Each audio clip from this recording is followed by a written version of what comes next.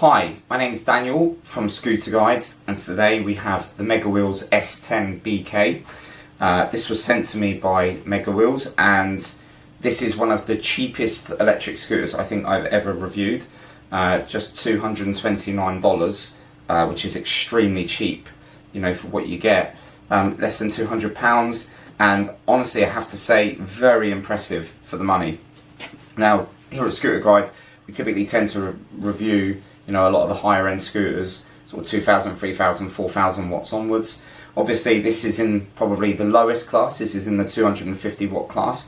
So these kind of scooters, whilst they can obviously take an adult, you know, at a moderate speed, they are probably best suited for younger riders. But again, you know, I've ridden it, it didn't have any problems. You know, I even managed some, you know, some fairly steep inclines, which was quite impressive given that it's only 250 watts. So so it has 8-inch honeycomb tyres, so I think they've put these on here to just make the ride a little bit less firm.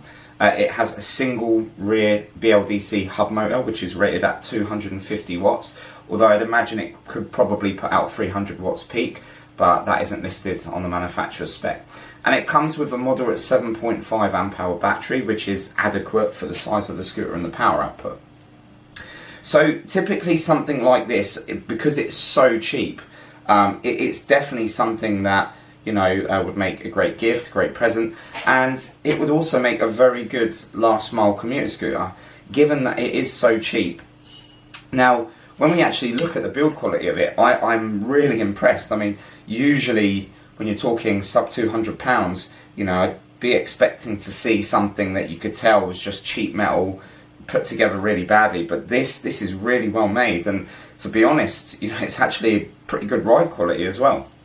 So it's very light, doesn't weigh a lot at all, so it'd easily be used for last mile commute, and you could fit it in the boot of pretty much any car because it is so compact. And again, yes, it's very simple. You would expect that for the price, but very innovative.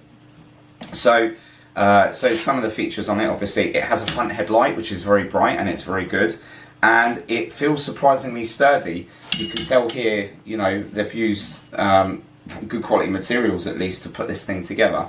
So to release it, the mechanism locks into the rear mudguard, which is really good. So you just simply press down on the mudguard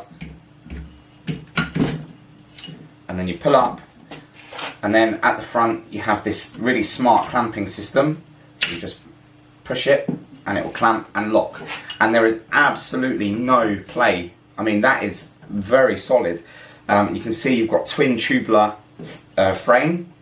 Again, you know, it makes it feel surprisingly sturdy when you're riding it, and it's got a wooden deck that curves up, so it looks very nice. And again, you know, everything feels really solid, really robust. You know, but I'm still very surprised, you know, at the price range what you actually get. So it does. It only has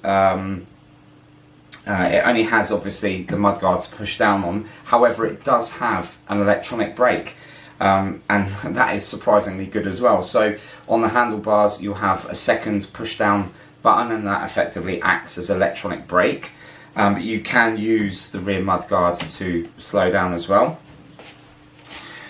It does feature a stand that's positioned, you know, in a good place, so the scooter, you know, doesn't feel like it's imbalanced. On some scooters that I've reviewed, they sort of put the kickstand a bit too far back, so obviously when you stand it, it doesn't feel sturdy, but they've positioned it there, which is very good. Again, you know, I weigh around 11 stone, and you know, I was able to do around 12 to 13 miles per hour. That was on a half charge. On a full charge you could probably get 15 miles per hour. I wouldn't say you'd get more than that because obviously it's only a 250 watt motor. In terms of range, I was able to get around 10 miles from it, which was impressive. Again, I wasn't expecting to get that far given that it's only got a 7.5 amp hour battery, but again, very impressed. I don't think it has any IP54 rating. The max load that the label says on this is 120 kilos or 264 pounds, and it does say the max mileage is around 17 to 22 kilometers, which would work out at around 10 to 15 miles.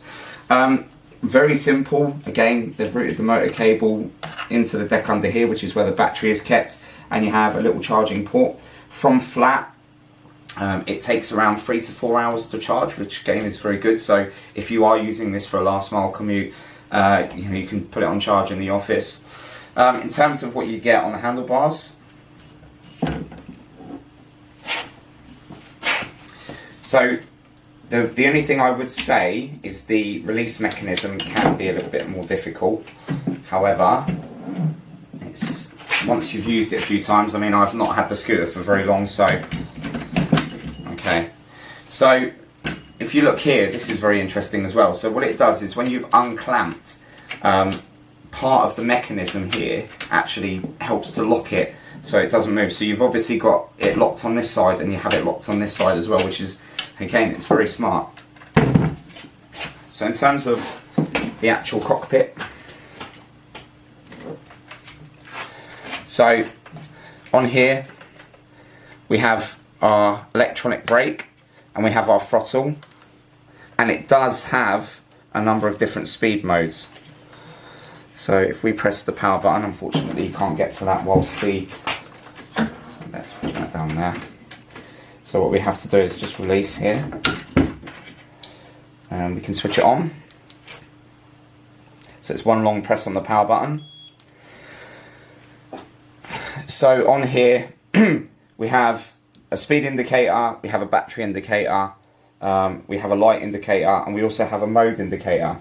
So it actually has an eco mode, a normal mode, and a sport mode.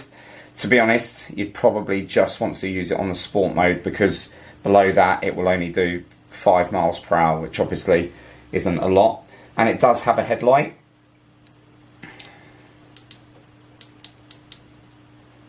So it has a headlight, which, you know, is relatively bright.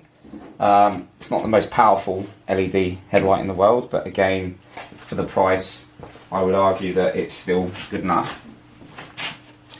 So in terms of quality, overall build quality, it's a very solid, robust scooter. Everything on it, you know, looks like they've put some effort into it. You know, it doesn't look like they've cheaped out on anything. And honestly, for the price, you just cannot go wrong. So, you know, I've not had this long, but I've already taken it out, put it in the boot of the car, used it just to nip around, and, you know, it's been absolutely brilliant today. So this is the Megawheels S10BK. There is a review of it on our website, so do take a look. And obviously visit the megawheels.com website if you want to purchase one.